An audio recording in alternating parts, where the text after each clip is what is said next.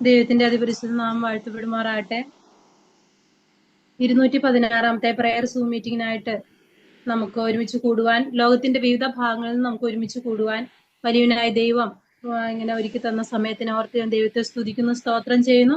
കഴിഞ്ഞ ഒരാഴ്ചവട്ടക്കാലം നാം ആയിരുന്ന സ്ഥാനങ്ങളെല്ലാം കർത്താവ് നമ്മെ സൂക്ഷിച്ചു, പരിപാലിച്ചു. സന്തോഷത്തോടെ സമാധാനത്തോടെ കർത്താവിന്റെ സന്നിധിയിലേക്ക് എടുത്തു വരുവാൻ, അനേക വിഷയങ്ങളെ ഓർത്തിരുന്ന് പ്രാർത്ഥിപ്പാൻ കർത്താവ് നമ്മെ കൂട്ടിവരുത്തോർത്ത് ദൈവത്തെ സ്തുതിക്കുന്നു. ദൈവത്തിനെല്ലാം മഹത്വം അർപ്പിക്കുന്നു. കൂട്ടി വന്ന എല്ലാ ആന്റിമാർക്കും സഹോദരിമാർക്കും ക്രിസ്തുയേശുവിലുള്ള സ്നേഹവന്ദനം അറിയിക്കുന്നു. ഒരു വാക്യം വായിക്കാനായിട്ട് ആഗ്രഹിക്കുന്നു. യിരെമ്യാ പ്രവാചകന്റെ പുസ്തകം 22-ാം അധ്യായം അതിന്റെ 12-13 വാക്യങ്ങൾ. നിങ്ങൾ എന്നോട് അപേക്ഷിച്ച് എന്റെ സന്നിധിയിൽ വന്ന് പ്രാർത്ഥിക്കുകയും ഞാൻ നിങ്ങളുടെ പ്രാർത്ഥന കേൾക്കുകയും ചെയ്യും. നിങ്ങൾ എന്നെ അന്വേഷിക്കും, പൂർണ്ണ ഹൃദയത്തോടെ അന്വേഷിക്കുമ്പോൾ നിങ്ങൾ എന്നെ കണ്ടെത്തും. ഇന്ന് ഈ സമയത്ത് ദൈവം നമുക്ക് തന്ന ഈ അവസരം കർത്താവിന്റെ സന്നിധിയിൽ പൂർണ്ണ ഹൃദയത്തോടെ നമുക്ക് ദൈവസന്നിധിയിലായിരിക്കാം. കർത്താവിൽ പൂർണ്ണ വിശ്വാസത്തോടുകൂടെ നമ്മൾ ഓരോ വിഷയങ്ങൾ വെച്ച് പ്രാർത്ഥിപ്പാൻ ദൈവം നമ്മെ സഹായിക്കട്ടെ. ഇന്നത്തെ പ്രോഗ്രാം ലിസ്റ്റും വായിക്കാനായിട്ട് ആഗ്രഹിക്കുന്നു. പ്രൈസ് ആൻഡ് പ്രെയർ ചെയ്യുന്നത് ശാന്തമ്മ ജോൺ ആന്റി, 2 പാട്ട് നമുക്കായി പാടുന്നത് സിസ്റ്റർ ലിയാൻ, അതുപോലെ മെസ്സേജ് നമുക്ക് ചെയ്യുന്നത് ലൈല സാമു ആന്റി. 20 മിനിറ്റ് ആണ് മെസ്സേജിന്റെ സമയം. അതിനുശേഷം നമ്മൾ 7:25 വരെയുള്ള സമയം അനേക വിഷയങ്ങളെ ഓർത്ത് പ്രാർത്ഥിക്കാൻ സമയം വേർതിരിക്കുന്നു. അതുപോലെ ക്ലോസിംഗ് പ്രെയർ ചെയ്യുന്നത് ഡാർലി ശാമുവൽ ആന്റി ആയിരിക്കും. ഇന്നത്തെ പ്രോഗ്രാം ലിസ്റ്റ് പ്രകാരമായിരിക്കും. നമുക്ക് പ്രാർത്ഥനയോടെ ദൈവസന്നിധിയിൽ ഇരിക്കാം. ഇപ്പോൾ പ്രൈസ് ആൻഡ് പ്രെയറിനായിട്ട് ശാന്തമ്മ ജോൺ ആന്റിയെ സ്നേഹപൂർവ്വം ക്ഷണിച്ചുകൊള്ളുന്നു. ഹല്ലേലൂയ. സ്തോത്രം സ്തോത്രം സ്തോത്രം. ക്രിസ്തുവിൽ കൂടെ ഞങ്ങളെ അളവിടാതെ സ്നേഹിക്കുന്ന ഞങ്ങളുടെ സുഖാന്തമേ, ഈ സമയം ഞങ്ങൾ അവിടുത്തെ സ്ഥലിലേക്ക് എടുത്തുന്ന കർത്താവേ, ഞങ്ങളെ ഓരോ ദിവസവും അവിടുന്ന് വഴിനിർത്തുന്നവർക്കായി സ്തോത്രം. കർത്താവേ, ഞങ്ങളെ അവിടുന്ന് സ്നേഹിച്ച് വീണ്ടെടുത്തിനായി സ്തോത്രം. ഞങ്ങളെ അവിടുന്ന് അന്ധകാലത്ത് നിന്ന് അത്ഭുതപ്രകാശത്തിലേക്ക് വഴിനിർത്തിനായി സ്തോത്രം. കർത്താവെ, അവിടുന്ന് ഉന്നതനാണ്, മഹോന്നതനാണ്, രാജാവാണ്, കർത്താവാണ്. അടുത്തൂടാത്തോടെ ചുറ്റി വസിക്കുന്നവെല്ലാം ദൈവമാണ്. അവിടുത്തെ ഭാഗത്ത് എത്ര വലുതാണ് കർത്താവെ. ആകാശം അവിടുത്തെ കൈവേലയും ആകാശവിധാനം അവിടുത്തെ മഹത്വത്തെയും പ്രസ്താവിക്കുന്ന കർത്താവെ, എത്ര വലിയനായ ദൈവത്തിൻ്റെ മക്കളായി തീരുവാൻ നോക്കണം. അവിടെ ഞങ്ങളോട് കരുണ കാണിച്ചതിനായി സ്തോത്രം കർത്താവെ. അവിടുത്തെ കരുണയൊന്ന് മാത്രമാണ് ഞങ്ങൾക്ക് അവിടുത്തെ സന്നിധിയിൽ വരുവാനിടയാക്കിയത് കർത്താവെ. കൃപയാല് കർത്താവെ, ഞങ്ങൾ ദൈവമക്കളായി തീർന്നതിനായി സ്തോത്രത്തിനും ഞങ്ങൾക്ക് യാതൊരുമായ യോഗ്യതയുമില്ലായിരുന്നു. അന്ധകാലത്ത് ഞങ്ങളെ അത്ഭുതപ്രകാശത്തെ വഴിനിർത്തിനായി സ്തോത്ര കർത്താവെ. അതിനു വേണ്ടിയിട്ട് അവിടുന്ന് വലിയ വില കൊടുക്കേണ്ടി വന്നു. അവിടുന്ന് അന്ധകാലത്തിലായി കർത്താവെ ഞങ്ങളെ അത്ഭുതപ്രകാശത്തെ വഴിനിർത്തേണ്ടതിന് കർത്താവ്, എൻ്റെ ദൈവമേ നീ എന്നെ കൈവിട്ടതെന്ന് നിലവിളി കരച്ചുകൊണ്ട് കർത്താവെ ആ ക്രൂസിലയക്കുന്ന കാഴ്ച ഞങ്ങൾ കാണുന്നു കർത്താവെ. ഇതെല്ലാം അതിനും കാരണം ഞങ്ങളാണല്ലോ. ഞങ്ങളെ വീണ്ടെടുപ്പാനായിട്ട് ഞങ്ങളെ സ്നേഹിച്ച വലിയ സ്നേഹത്തിന് നന്ദിയുടെ സ്തോത്രം ചെയ്യുന്നു. അവിടുന്ന് തന്നെത്താനെ കർത്താവെ അവിടുന്ന് ഞങ്ങൾക്ക് വേണ്ടി ഒഴിച്ചു. തന്നെത്താനെ വേഷത്തിൽ മനുഷ്യനായി കർത്താവെ ദാസരൂപം എടുത്തു. കർത്താവിൻ്റെ ആ മഹത്വം എത്ര വലുതാണ് കർത്താവെ. അവിടെ ഞങ്ങൾക്ക് വേണ്ടി തന്നെത്താനെ സൗരഭ്യവാസനയായി തീർന്നു. ഞങ്ങളൊരു കർത്താവെ ഒരു ശ്രേഷ്ഠ ജാതിയാകേണ്ടതിന് അവിടെ ഞങ്ങളെ തിരഞ്ഞെടുത്തു. ഞങ്ങൾക്ക് സമാധാനവും സന്തോഷം നൽകേണ്ടതിന് അവിടെ തന്നെ ഒഴിച്ചു. ഇത്ര വലിയവനായ സ്നേഹത്തിന്, ഇത്ര വലിയനായ ദൈവത്തിന് മുമ്പാകെ ഞങ്ങൾ എന്ത് ചെയ്യണ്ടോ? ഞങ്ങൾ നമിക്കുന്നു കർത്താവെ. ഞങ്ങൾ നിന്നെ ആരാധിക്കുന്നു. അവിടുന്ന് മാത്രം ആരാധിക്കാൻ സ്തോത്രം. ഇന്നത്തെ ദിവസം അവിടുത്തെ കൃപയോടെ ഉണ്ടായിരിക്കണമേ. ഇന്നത്തെ പ്രയർ മീറ്റിങ്ങിൽ കർത്താവ് ആദ്യോടെ അവിടുത്തെ കൃപയോടെ ഉണ്ടായിരിക്കുന്നു പ്രാർത്ഥിക്കുന്നു. പ്രത്യേകിച്ച് കർത്താവ് ഇന്ന് നെറ്റിൻ്റെ യാതൊരു പ്രയാസവും ഇല്ലാതെ കൊണ്ട് അവിടുന്ന് പരിപാലിച്ചോളണമേ. ആദ്യോടൊന്നും കർത്താവെ ആർക്കും നെറ്റിൻ്റെ പ്രോബ്ലം ഉണ്ടാകാതെ പരിപാലിച്ചോളണം പ്രാർത്ഥിക്കുന്നു കർത്താവെ. ഇന്ന് MC ചെയ്യുന്ന പ്രിയ സുനിക്ക് വേണ്ടി പ്രാർത്ഥിക്കുന്നു. എൻ്റെ മോളെ എത്രത്തോളം സഹായിച്ചു കർത്താവിൻ്റെ മോൾക്ക് കർത്താവെ വലിയ ആപത്തിൽ നിലനിർത്തുന്നതിനും അസുഖങ്ങളിൽ നിന്നെല്ലാം അവിടുന്ന് വിടുതൽ കൊടുത്തു. കർത്താവെ അവിടുത്തെ കൃപയാൽ നിറച്ചിരുന്ന് എത്രത്തോളം ആരോഗ്യത്തോടുകൂടെ ഞങ്ങളുടെ മധ്യയായിട്ട് ഇടയാക്കുന്നതിനായി സ്തോത്രം. കർത്താവെ കൊടുത്തിരിക്കുന്ന എല്ലാവിധമായ ആത്മീയ ദർശനത്തിനായി സ്തോത്രം ചെയ്യുന്നു. കർത്താവിൻ്റെ മോളെ അധികമായിട്ട് അനുഗ്രഹിക്കണമെന്ന് പ്രാർത്ഥിക്കുന്നു. കർത്താവെ പാട്ട് പാടുന്ന മകൾക്ക് വേണ്ടി പ്രത്യേകം പ്രാർത്ഥിക്കുന്നു. ലിജിക്ക് വേണ്ടി ലിയോയ്ക്ക് വേണ്ടി പ്രാർത്ഥിക്കുന്നു. കർത്താവിൻ്റെ മോൾ പാട്ട് പാടുമ്പോൾ ദൈവത്തിൻ്റെ നാമം മഹത്വപ്പെടുവാൻ തൊക്കൊണ്ടിടയാക്കണമെന്ന് പ്രാർത്ഥിക്കുന്നു. പാട്ടുകൾ പാടി ഞങ്ങൾ സന്തോഷിപ്പാൻ തൊക്കൊണ്ടിടയാക്കണമെന്ന് പ്രാർത്ഥിക്കുന്നു. കൃപയാൽ നിറച്ചോണം കർത്താവെ. അതുപോലെ വചനം പറയുന്ന പ്രിയ ലൈല സാമിന് വേണ്ടി പ്രാർത്ഥിക്കുന്നു. നമ്മൾ കൊടുത്തിരിക്കുന്ന എല്ലാ ആത്മീയ ദർശനത്തിനായി സ്തോത്രം കർത്താവെ. ധാരാളം വചനം കേൾക്കുവാൻ തക്കണം നിന്റെ മകളിൽ കൂടെ ഞങ്ങൾക്ക് സാധിച്ചിട്ടുണ്ടല്ലോ. ഇന്നും കർത്താവിൻ്റെ വചനമായിരിക്കുമ്പോൾ അവിടത്തേക്ക് പടിങ്ങളുടെ മേലുണ്ടായിരിക്കണമേ. ആദ്യോടൊന്ന് അവിടത്തേക്ക് വീടുണ്ടായിരിക്കണമേ. ഞങ്ങൾ പ്രാർത്ഥനയ്ക്കായിട്ട് പിരിയുമ്പോൾ അവിടത്തേക്ക് മൂടി ഉണ്ടായിരിക്കണേ. ഞങ്ങൾ നോർത്തതുപോലെ പൂർണ്ണ ഹൃദയത്തോടുകൂടെ കർത്താവിന് സന്നിധിയിലിരുന്നു കൊണ്ട് കർത്താവെ പൂർണ്ണ ഭക്തിയോടുകൂടി അവിടുത്തെ സന്നിധിയിരുന്ന അഭിയാനെ അർപ്പിക്കാൻ ഞങ്ങളെ സഹായിക്കണമെന്ന് പ്രാർത്ഥിക്കുന്നു. അവിടുത്തെ കൃപയാൽ ഞങ്ങളെ നിറച്ചോണമെന്ന് പ്രാർത്ഥിക്കുന്നു. കർത്താവിനെ കൂടി വരുവാൻ കൊണ്ട് സഹായിക്കണമേ. അവിടുത്തെ നാമമഹത്വത്തിനാക്കി തീർക്കണമെന്ന് പ്രാർത്ഥിക്കണം. അനേക കാര്യങ്ങളോട്ട് പ്രാർത്ഥിക്കുമ്പോൾ അവിടത്തേക്ക് കൂടി ഉണ്ടായിരിക്കണമേ. അവിടുന്ന് പ്രാർത്ഥന ശ്രദ്ധിച്ച് കേട്ടുകൊണ്ടിരിക്കുക. സ്തോത്രം ചെയ്യുന്നു കർത്താവെ. ക്ലോസിംഗ് പ്രയർ ചെയ്യുന്ന ഡാലിസാനയ്ക്ക് വേണ്ടി പ്രത്യേകം സ്തോത്രം ചെയ്യുന്ന നിങ്ങൾക്ക് എല്ലാ കൃപകളും കൊടുക്കണമേ. ഇതിനെ പുറകിൽ നിന്ന് പ്രവർത്തിപ്പാൻ തക്കൊണ്ട് നിന്റെ മകളെ എടുത്ത് ഉപയോഗിച്ചുകൊണ്ടിരിക്കുക. സ്തോത്രം ചെയ്യുന്നു കർത്താവെ. കൊടുത്തിരിക്കുന്ന എല്ലാ കൃപാവരങ്ങൾക്കായിട്ട് സ്തോത്രം ചെയ്യുന്നു. അധികമായ കൃപ കൊണ്ട് നിറച്ചോളണമേ. ചെറുതും വലുതുമായ എല്ലാ കാര്യം ഞങ്ങൾ ദൈവസന്നിധിയിൽ പരിമേൽപ്പിക്കുന്നു. ഓരോ ദിവസവും വിശുദ്ധാത്മാവിൻ്റെ നിറവോടുകൂടി വിശുദ്ധാത്മാവിനെ ദുഃഖിപ്പിക്കാതെ വിശുദ്ധാത്മാവിനെ കെടുത്താതെ ഓരോ ദിവസവും അവിടുത്തെ കൃപയിൽ ഞങ്ങൾ വർദ്ധിച്ചു തരുവാൻ സഹായിക്കണമെന്ന് പ്രാർത്ഥിക്കുന്നു. എല്ലാവിധത്തിലും ഞങ്ങളുടെ ജീവിത മുഖാന്തരത്തെ നാമമൊത്തപ്പെടുവാൻ സഹായിക്കണമെന്ന് പ്രാർത്ഥിക്കുന്നു. കർത്താവിനെ കണ്ടുകൊണ്ട് വിശ്വാസം നായകനും പൂർത്തിയും യേശുക്രിസ്തുവിനെ മാത്രം നോക്കിക്കൊണ്ട് ഞങ്ങളുടെ ഓട്ടസ്ഥിതിയോട് കൂടുവാൻ ഞങ്ങളെ സഹായിക്കണമെന്ന് പ്രാർത്ഥിക്കുന്നു. പ്രാർത്ഥനയായി കൊണ്ട് കേട്ടിരിക്കുക. സ്തോത്രം സകലവും കർത്താവായ യേശുക്രിസ്തുവിന്റെ വിലയെ നാം തന്നെ യാചിക്കുന്നു. കൃപയോടെ കേൾക്കുമാറാണമേ. ആമേൻ. Thank you aunty. ദൈവം ധാരാളമായിട്ട് അനുഗ്രഹിക്കട്ടെ. ഞാൻ ശുശ്രൂഷകൾ നൽകി ബലപ്പെടുത്തട്ടെ എന്ന് പ്രാർത്ഥിക്കുന്നു. അടുത്തായിട്ട് നമുക്ക് 2 പാട്ടുകൾ കേൾക്കാം. നാം ദൈവത്തിൽ വായിക്കുന്ന പോലെ യഹോവയ്ക്ക് ഒരു പുതിയ പാട്ട് പാടുവിൻ, സകല ഭൂവാസികളുമായുള്ളവരെ യഹോവയ്ക്ക് പാടുവിൻ, യഹോവയ്ക്ക് പാടി അവന്റെ നാമത്തെ വാഴ്ത്തുവിൻ. സമയത്ത് നമുക്ക് ഒരുമിച്ച് നമുക്ക് പാടാം. പാട്ടിനായിട്ട് പ്രിയ മകൾ ലിയാൻ മകളെ സ്നേഹപൂർവ്വം ക്ഷണിച്ചോളും.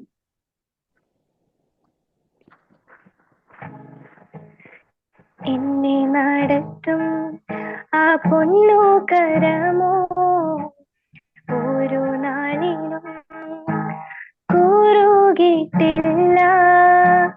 എന്നെ നടത്തും ആ പൊന്നു കരമോ ഒരു നാളിലും കുറുകിട്ടില്ല. എൻ ശബ്ദം കേൾക്കുന്ന ഒരു കാതെനിക്കുണ്ട്, ഒരു നാളും മന്ദമാകില്ല. എൻ ശബ്ദം കേൾക്കുന്ന ഒരു കാതെനിക്കുണ്ട്, ഒരു നാളും മന്ദമാകില്ല. ഹല്ലേലൂയ പാടിയിടും ആ ഭുജബലത്താൽ നടത്തിയതാൽ. ഹല്ലേലൂയ പാടിയിടും ആ ഇമ്പസ്വരത്താൽ നയിച്ചതിനാൽ. എനിക്കാശ്വസിപ്പാൻ ഒരു സംഗീതമുണ്ട്, ഒരു നാളിലും വാതിൽ അടയുകില്ല. എനിക്കാശ്വസിപ്പാൻ ഒരു സംഗീതമുണ്ട്, ഒരു നാളിലും വാതിൽ അടയുകില്ല. എൻ തല ചായ്പ്പാൻ ഒരു മാർവിടമുണ്ട്, ചൂടു നൽകും യേശുവിൻ മകൾ. എൻ തല ചായ്പ്പാൻ ഒരു മാർവിടമുണ്ട്, ചൂടു നൽകും യേശുവിൻ മകൾ. ഹല്ലേലൂയ പാടിയിടും ആ ഭുജബലത്താൽ നടത്തിയതാൽ. ഹല്ലേലൂയ പാടിയിടും ആ ഇമ്പസ്വരത്താൽ നയിച്ചതിനാൽ. ഹല്ലേലൂയ പാടിയിടും ആ ഭുജബലത്താൽ നടത്തിയതാൽ. ഹല്ലേലൂയ പാടിയിടും ആ ഇമ്പസ്വരത്താൽ നയിച്ചതിനാൽ.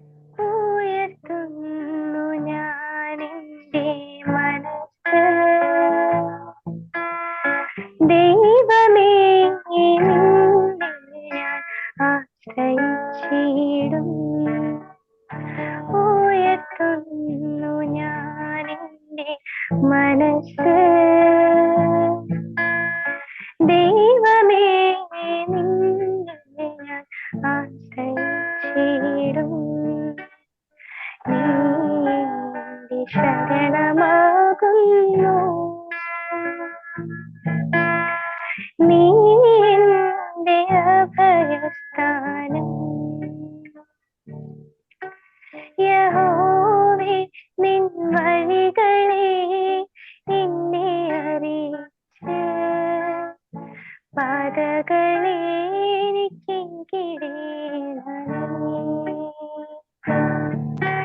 യഹോവേ നിൻ വഴികളെ എന്നെ അറിയിച്ച് പാതകളെ എനിക്കിടേണമേ.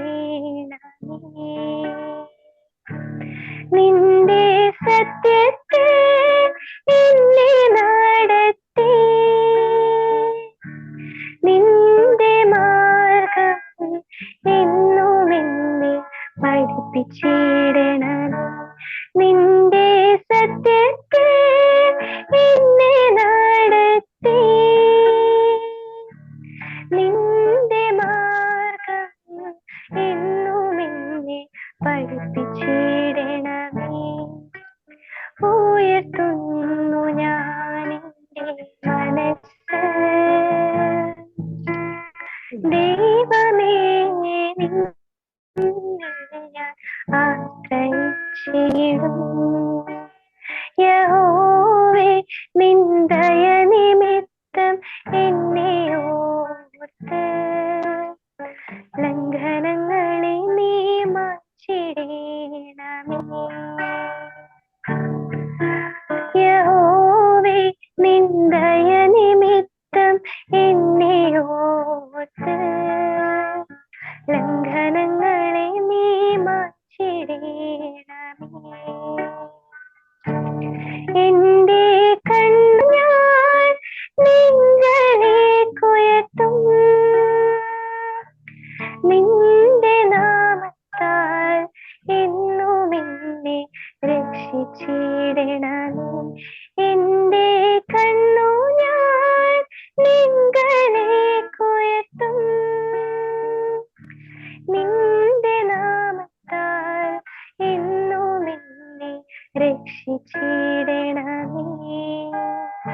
ഉയർത്തുന്നു ഞാനെന്റെ മനസ്സ്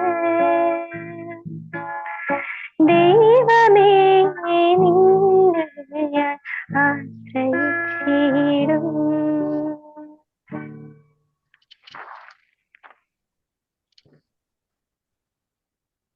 താങ്ക് യു മോളെ, വളരെ നന്നായിട്ട് പാടി.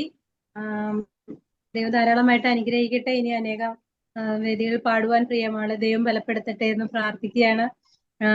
നല്ല പ്രാർത്ഥന എന്ന വിഷയത്തോടുള്ള ബന്ധത്തിൽ തന്നെ 2 പാട്ടുകൾ കേൾക്കുവാനായിട്ട് ദൈവം നമ്മെ സഹായിച്ചു. നമ്മുടെ ഏത് സാഹചര്യങ്ങളിലും നമുക്ക് നമ്മുടെ കർത്താവിന്റെ സന്നിധി ഉണ്ട്. നമ്മെ കേൾക്കുന്ന ഒരു കാതുണ്ട്. നമ്മുടെ സങ്കേതമായിട്ട് നമ്മുടെ ദൈവം നമ്മോട് കൂടെയുണ്ട്. അതെ, അതുകൊണ്ട് സകല ജാതികളുമായുള്ളവരെ യഹോവയെ സ്തുതിപ്പീൻ. നമ്മോടുള്ള അവന്റെ ദയ വലുതാണ്. നമുക്ക് കർത്താവിൽ ആശ്രയിക്കാം. ദൈവം നമ്മെ സഹായിക്കട്ടെ. അടുത്തതായിട്ട് നമുക്ക് വചന ശുശ്രൂഷയാണ്. നമുക്ക് 20 മിനിറ്റ് സമയമാണ്. അതിനായി ലൈല സാമു ആന്റിയെ സ്നേഹപൂർവ്വം ക്ഷണിച്ചുകൊള്ളുന്നു. Thank you sister Suni. ദൈവത്തിന്റെ അതിപരിശുദ്ധമായ നാമം വാഴ്ത്തപ്പെടുമാറാകട്ടെ. എല്ലാ പ്രിയ സഹോദരിമാർക്കും വേഗം വരുന്ന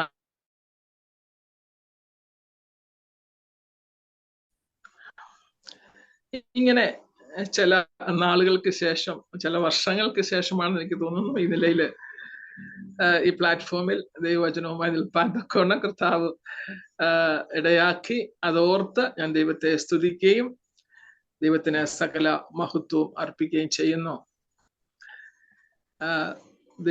കൂടാതെ ഈ ശുശ്രൂഷ എന്നെ ഏൽപ്പിച്ച പ്രിയ സഹോദരിമാരോട് പ്രത്യേകാല പ്രിയ ഷീബ ജോണി സഹോദരിയുള്ള നന്ദിയെയും അറിയിക്കുകയാണ്. ദൈവം നമ്മളെ ധാരാളം അനുഗ്രഹിക്കട്ടെ. ഞാൻ തുടർച്ചയായിട്ട് ഈ മീറ്റിംഗിന് അധികം അറ്റൻഡ് ചെയ്യുന്നില്ല.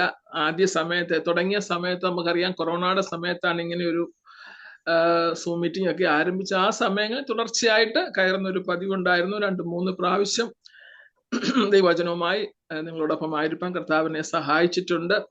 ഇടയിലൊക്കെ അറ്റൻഡ് ചെയ്യാറുണ്ട്, എന്നാൽ വളരെ ആക്റ്റീവായിട്ടില്ല എന്നുള്ള ക്ഷമാപണവും നടത്തുക. എങ്കിലും എന്നെ ഓർക്കുകയും എന്നെ ശുശ്രൂഷയ്ക്ക് ക്ഷണിക്കുകയും ചെയ്തല്ലോ. അത് ഓർത്ത് ദൈവത്തെ വീണ്ടും സ്തുതിക്കുകയും നന്ദി ഒരിക്കൽ കൂടെ അറിയിക്കുകയും ചെയ്യുന്നു. നാം ഓർത്തതുപോലെ നാം പ്രാർത്ഥനയ്ക്കായിട്ടാണ് കൂടി വരുന്നത്.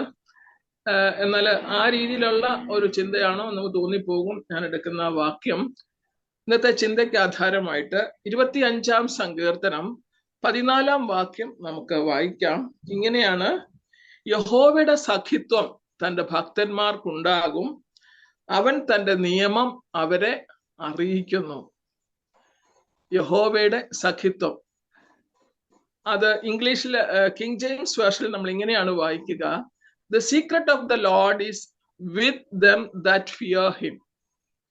അപ്പോ അവിടെ ആ സഖിത്വം എന്നുള്ള ആ വാക്ക് നമുക്കറിയാം. സഖിത്വം എന്ന് പറയുമ്പോൾ ഫ്രണ്ട്ഷിപ്പാണ് ഇതിന്റെ മൂലഭാഷയില്. അതിന് സൗഹൃദം എന്നുള്ള പദമാണ് ഉപയോഗിച്ചിരിക്കുന്നത്. സൗഹൃദം, അതിന് ചില ഇംഗ്ലീഷ് വേർഷനിലൊക്കെ ഫ്രണ്ട്ഷിപ്പ് എന്ന് തന്നെയാണ് അവിടെ പറഞ്ഞിരിക്കുന്നത്. എന്നാൽ അതിൽ നിന്നൊക്കെ വ്യത്യസ്തമായിട്ട് ഈ KJV-യിൽ പറഞ്ഞിരിക്കുന്നത് secret of the Lord is with them that fear him.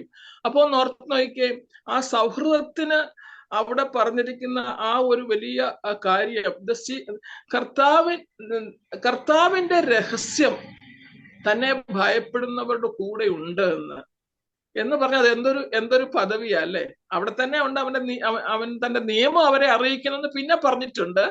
അപ്പൊ ഞാൻ അവരെ അറിയിക്കുമെന്നോ, ഞാൻ നിയമം അറിയിക്കുമെന്നോ, എന്റെ സീക്രട്സ് അവരെ അറിയിക്കുമെന്നോ അല്ല, എന്റെ കർത്താവിന്റെ രഹസ്യങ്ങൾ തന്റെ ഭക്തന്മാരോട് കൂടെ ഉണ്ട്. അപ്പൊ തീർച്ചയായിട്ടും നമ്മളൊക്കെ ആ ഭക്തന്മാർ എന്നുള്ള പദവിയില് വിളിക്കപ്പെട്ടവരാണ്. അവിടെ തന്നെ പറഞ്ഞു ദോസ് ഹു ഫിയർ ഹിം. അത് ഭീതിപ്പെടുത്തുന്ന അല്ലെ പേടിപ്പെടുത്തുന്ന ആ ഒരു ഭയത്തെ അല്ല, കർത്താവിനെ അനുസരിക്കുകയും കർത്താവിനെ ബഹുമാനിക്കുകയും സ്നേഹിക്കുകയും ചെയ്യുന്നവർ, അതായത് ദൈവമക്കൾ എന്ന് നമുക്ക് ഒറ്റ കാര്യത്തിൽ പറയാം. അപ്പോൾ ആ ഒരു സൗഹൃദത്തിന് ഉള്ള ആ ഒരു വലിയ വില ദൈവം നമ്മളെ ആ പദവിയിലേക്കാണ് ആക്കി വെച്ചിരിക്കുന്നത്. നമ്മൾ ഇന്ന് പ്രാർത്ഥിക്കാനായിട്ട് കൂടുമ്പോൾ നമ്മളുടെ പദവി നമ്മൾ നോക്കുക, നമ്മുടെ ഒരു അവസ്ഥ, പൊസിഷനലി നമ്മൾ എങ്ങനെയായിരിക്കുന്നു അല്ലേ. ഞാനത് പല പ്രാവശ്യം ഞാൻ ഈ വായിച്ചങ്ങ് സന്തോഷിച്ചു. കാരണം രഹസ്യം നമ്മുടെ കയ്യിൽ ഉണ്ട് എന്ന് പറഞ്ഞാൽ അവൻ തന്നോ തരുമെന്നോ അല്ല, ഇറ്റ് ഈസ് ദെയർ എന്നുള്ളതാണ് അവിടെ കൊടുത്തിരിക്കുന്നത്. നമുക്കൊക്കെ അറിയാം, നമുക്കൊക്കെ നല്ല സുഹൃത്ത് ബന്ധങ്ങളൊക്കെ ഉണ്ടായിരുന്ന ആൾക്കാരാണ്. പ്രത്യേകിച്ച് നമ്മുടെ പഠനകാലത്ത്, നമ്മുടെ ജോലിയോടുള്ള ബന്ധത്തിൽ ആദ്യ കാലങ്ങളിലൊക്കെ നല്ല സുഹൃത്തുക്കൾ, പ്രത്യേകിച്ച് വിശ്വാസികളല്ലാതിരുന്ന സുഹൃത്തുക്കളും ഉണ്ടാകും, ഇപ്പൊ വരെയും തുടരുന്നവരും ഉണ്ടായിരിക്കും അല്ലെ. ആ രീതിയിലൊക്കെ വളരെ അനുഗ്രഹിക്കപ്പെട്ട ഒരു ബന്ധമാണ് ഫ്രണ്ട്ഷിപ്പ് എന്ന് പറയുന്നത്. അതിന്റെ ഒരു ഡെപ്ത് നമുക്കറിയാം. ഫ്രണ്ട്സ് തമ്മിൽ എപ്പോഴും വളരെ സ്നേഹമായിരിക്കും, തമ്മിൽ മിക്കവാറും സംസാരിക്കണം എന്ന് ആഗ്രഹിക്കുകയും ഒന്നിച്ചായിരിക്കണം എന്ന് ആഗ്രഹിക്കുകയും കാണാൻ ആഗ്രഹിക്കുകയും ഒക്കെ ചെയ്യുന്നതാണ് ഫ്രണ്ട്ഷിപ്പ്. കൂടാതെ എന്തെങ്കിലും തെറ്റ് കണ്ട ശാസിക്കും അല്ലെ, ഇങ്ങനെയൊക്കെ ഉള്ളതാണ്. നമ്മളതെല്ലാം അനുഭവസ്ഥരാണ്, നമുക്കെല്ലാം നല്ല നല്ല സുഹൃത്ത് ബന്ധങ്ങൾ ഉള്ളവരും ആണ്. അപ്പോൾ ഇവിടെ ആ കർത്താവുമായിട്ട് ഇങ്ങനെയുള്ള ഒരു സുഹൃത്ത് ബന്ധം അത് എത്രത്തോളം സാധ്യമാണെന്നുള്ളത് അവിടെ തന്നെ ഉണ്ട്. അത് അങ്ങനെ തന്നെയാണ്. അത് കർത്താവിന്റെ സഖിത്വം അല്ലെങ്കിൽ ആ സൗഹൃദം തന്റെ ഭക്തന്മാർക്കുണ്ട് എന്നുള്ളത് അങ്ങനെ തന്നെയാണ്. എന്നാലും നമ്മൾ ചിലപ്പോൾ ഓർത്തു പോകുകയോ, ഈ സൗഹൃദം എനിക്ക് കർത്താവുമായിട്ട് ഇങ്ങനെ ഒരു ബന്ധം, ഒരു ഫ്രണ്ട്ഷിപ്പ് എന്നെ കൊണ്ട് ഒക്കുമോ, ഈസ് ഇറ്റ് പോസിബിൾ എന്ന് നമുക്ക് തോന്നിയേക്കാം. പക്ഷെങ്കിൽ അത് ഉണ്ടെന്നുള്ളത് നമുക്ക് ദൈവത്തിന് വ്യക്തമായിട്ട് അറിയാം. അബ്രഹാമിനെ അബ്രഹാം ദൈവത്തിന്റെ സ്നേഹിതൻ എന്ന് വിളിച്ചു അല്ലെ. അവിടെ ഇംഗ്ലീഷിൽ അവിടെ ഫ്രണ്ട് എന്ന് തന്നെയാ പറയുന്നത്. അതുപോലെ മോശയോട് ദൈവം ഒരു സ്നേഹിതനോട് സംസാരിക്കുന്നത് പോലെ സംസാരിച്ചു എന്ന് പുറപ്പാട് പുസ്തകത്തിൽ നമ്മൾ വായിക്കുന്നുണ്ട്. 33:11 വായിക്കുന്നുണ്ട്. മറ്റത് യാക്കോബിന്റെ ലേഖനത്തിൽ 2-ാം അധ്യായം 23-ാം വാക്യത്തിലാണ് നാം വായിക്കുന്നത്. അബ്രഹാമിനെ ദൈവം സ്നേഹിതനായിട്ട് കണ്ടു എന്നുള്ളത്. അതിന്റെ 23-ാം വാക്യം ഇങ്ങനെയാണ്: അബ്രഹാം ദൈവത്തെ വിശ്വസിക്കുകയും അതവൻ നീതിയായി കണക്കിടുകയും ചെയ്തു എന്നുള്ള തിരുവെഴുത്ത് നിവൃത്തിയായി അവൻ ദൈവത്തിന്റെ സ്നേഹിതൻ എന്ന് പേർ പ്രാപിച്ചു. മോശയുടെ കാര്യം പുറപ്പാട് 33:10 എടുത്ത് വായിക്കുന്നില്ല. സ്നേഹിതനോട് സംസാരിക്കുന്നത് പോലെ ദൈവം സംസാരിച്ചു എന്നുണ്ട്. അതുപോലെ നമുക്കറിയാം ഹാനോക്കിന്റെ കാര്യം. ഈനോക്ക് വാക്ക് വിത്ത് ദ ഗോഡ് എന്ന് നമ്മൾ വായിക്കും. എത്ര വർഷമാണ്? 300 വർഷം ദൈവത്തോടു കൂടെ നടന്ന ഹാനോക്ക് തീർച്ചയായിട്ടും ആ ഒരു ഫ്രണ്ട്ഷിപ്പ് അവിടെ ഉണ്ടായിരുന്നു എന്നുള്ളതിന് യാതൊരു സംശയമില്ല. ദാവീദ് ദൈവത്തിന്റെ ഹൃദയപ്രകാരമുള്ള പുരുഷൻ എന്ന് പറയുന്നുണ്ട്. അതും ആ ഒരു ബന്ധം തീർച്ചയായിട്ടും ഉണ്ടായിട്ടുണ്ട്. പുതിയ നിയമത്തിൽ നമ്മൾ വരുമ്പോൾ യോഹന്നാനെ പറ്റി കർത്താവ് പറയുന്ന ഒത്തിരി വാക്യങ്ങൾ യോഹന്നാന്റെ സുവിശേഷത്തിൽ കർത്താവിന്റെ സ്നേഹിതൻ, യേശു ക്രിസ്തുവിന്റെ സ്നേഹിതൻ എന്നാണ് യോഹന്നാനെ പറ്റി പറഞ്ഞിരിക്കുന്നത്. അപ്പോൾ തീർച്ചയായിട്ടും ഈ ഒരു ബന്ധം, ഈ ഒരു സുഹൃത്ത് ബന്ധം നമുക്കും കർത്താവുമായിട്ട് സാധ്യമാണ് എന്നുള്ളതിന്റെ തെളിവുകളാണ് ഈ വേദപുസ്തകത്തിൽ ഇങ്ങനെ ഞാൻ കുറച്ചു പേരുടെ ഈ പേരുകളെ പറയുവാനായിട്ട് സാധ്യമായി. നമ്മൾ വായിച്ചു, തന്റെ ഭക്തന്മാർക്കാണ് കർത്താവിന്റെ സഖിത്വം ഉണ്ടായിരിക്കുന്നത്, അല്ലെങ്കിൽ ആ ഒരു സൗഹൃദം ഉണ്ടായിരിക്കുന്നത് കർത്താവിനെ ഭയപ്പെടുന്നവർക്കും ആ രീതിയിലുള്ളവർക്കാണ്. എന്നാൽ അതില്ലാത്തത് ആർക്കാണെന്നുള്ളത് ഒരു വാക്യം ഒന്ന് വായിക്കാം. 94-ാം സങ്കീർത്തനം 20-ാം വാക്യത്തിൽ നമ്മൾ ഇങ്ങനെ വായിക്കുന്നു: നിയമത്തിന് വിരോധമായി കഷ്ടത നിർമ്മിക്കുന്ന ദുഷ്ടസിംഹാസനത്തിന് നിന്നോട് സഖ്യത ഉണ്ടാകുമോ? എന്ന് വെച്ചാൽ ഉണ്ടാകത്തില്ല. സങ്കീർത്തനക്കാരൻ ചോദിക്കുകയാണ്, ആ ദുഷ്ടസിംഹാസനം അവിടെ ഉദ്ദേശിച്ചിരിക്കുന്നത് ആ ദുഷ്ടതയുടെ ഒരു പീക്ക് ലെവൽ അല്ലെങ്കിൽ പാരമ്യം, ആ ദുഷ്ടത പ്രവർത്തിക്കുന്ന ആ ദുഷ്ടതയുടെ അതിന്റെ ഏറ്റവും വലിയ അവസ്ഥയിൽ ആയിരിക്കുന്ന അവസ്ഥയെ പറ്റിയാണ് പറയുന്നത്. അപ്പൊ ദുഷ്ടന്മാർക്ക് ദൈവത്തോട് സഖ്യതയില്ല എന്നുള്ളത് ദൈവവചനം പറയുന്നുണ്ട്. നമ്മ ഇവിടെ പറയുമ്പോൾ കർത്താവിനെ അറിയാത്തവർ അല്ലെങ്കിൽ ദൈവമക്കളല്ലാത്തവരുടെ കാര്യം ആണ് നമ്മൾ ചിന്തിക്കാം. എന്നാലും പലപ്പോഴും ഈ നാളുകളില് ദൈവമക്കൾ എന്ന് വിളിക്കപ്പെട്ടവർ പോലും ദുഷ്ടത പ്രവർത്തിക്കുകയും ആ രീതിയിൽ ഇടപെടുക ചെയ്യുന്നവരുണ്ട്. നമുക്കൊക്കെ നല്ലതുപോലെ അറിയാവുന്നതാണ്. അങ്ങനെയല്ലാതിരിക്കാൻ ദൈവം നമ്മളെ സഹായിക്കട്ടെ. കർത്താവിനോട് ആ ഒരു വലിയ ബന്ധത്തിൽ, ആ സൗഹൃദത്തിലായിരിക്കാൻ തക്കവണ്ണം ഈ നാളുകളിൽ കർത്താവ് നമ്മളെയും ഇടയാക്കുമാറാകട്ടെ. ഇത്തരത്തിലുള്ള ഒരു സൗഹൃദം നമുക്ക് സാധ്യമാകുമോ എന്ന് നമ്മൾ ചോദിച്ചു. തീർച്ചയായിട്ടും സാധ്യമാകും എന്ന് നമ്മൾ മനസ്സിലാക്കി. അതെങ്ങനെ നമുക്ക് ഈ കർത്താവുമായിട്ടുള്ള ഈ ഒരു ബന്ധത്തിലേക്ക് അല്ലെ ഈ ഒരു ഫ്രണ്ട്ഷിപ്പിലേക്ക് വരാം എന്നുള്ളതിന്റെ 1, 2, 3 ഞാൻ പോയിന്റ്സ് പറഞ്ഞുകൊണ്ട് ഞാൻ മുമ്പോട്ട് പോകട്ടെ. നമുക്കറിയാം ഇതൊരു 2-വേ റിലേഷൻഷിപ്പ് അല്ലെ. സൗഹൃദം എന്ന് പറയുമ്പോൾ ഒരാൾ തന്നെയുള്ള ബന്ധമല്ല, ഇറ്റ്സ് എ 2-വേ റിലേഷൻഷിപ്പ്. അതും വളരെ ഇന്റിമേറ്റ് റിലേഷൻഷിപ്പ് ആണെന്ന് നമ്മൾ മനസ്സിലാക്കി. അപ്പോൾ ദൈവം ഒരു ഭാഗത്ത് നിൽക്കുന്നു, ദൈവം നമ്മളെ സ്നേഹിക്കുന്നു എന്നുള്ളതിന് യാതൊരു സംശയമില്ല. ദൈവം സ്നേഹമാണ്, അവൻ നമ്മെ സ്നേഹിച്ചു എന്നുള്ളതിന്റെ ഏറ്റവും പ്രകടമായ കാര്യമാണ് നമ്മൾ ഇപ്പോൾ ഇവിടെ ആയിരിക്കുന്ന അവസ്ഥ. അവൻ നമ്മളെ സ്നേഹിച്ചത്, തന്റെ പുത്രനെ തന്ന് നമ്മളെ രക്ഷിച്ചത് കൊണ്ടാണ് ദൈവമക്കൾ എന്നുള്ള പദവിയോടുകൂടെ നമ്മൾ ഇന്ന് ഈ സമയത്ത് ഇങ്ങനെ ആയിരിക്കുന്നത് അല്ലെ, ഒന്നിച്ചുള്ള കൂട്ടായ്മയിൽ ആയിരിക്കുന്നത്. ദൈവം നമ്മളെ സ്നേഹിച്ചതുകൊണ്ട് ദൈവം സ്നേഹമാണ്. എന്നാൽ ആ സൗഹൃദത്തിന് മറ്റൊരു വശം കൂടെ ഉണ്ട്. തിരിച്ച് നമ്മൾ അവനെ സ്നേഹിക്കണം. നമ്മൾ അവനെ സ്നേഹിക്കുന്നുണ്ടോ, അല്ലെങ്കിൽ സ്നേഹിക്കുന്നു എന്ന് പറയുന്നത് മാത്രമേ ഉള്ളൂ?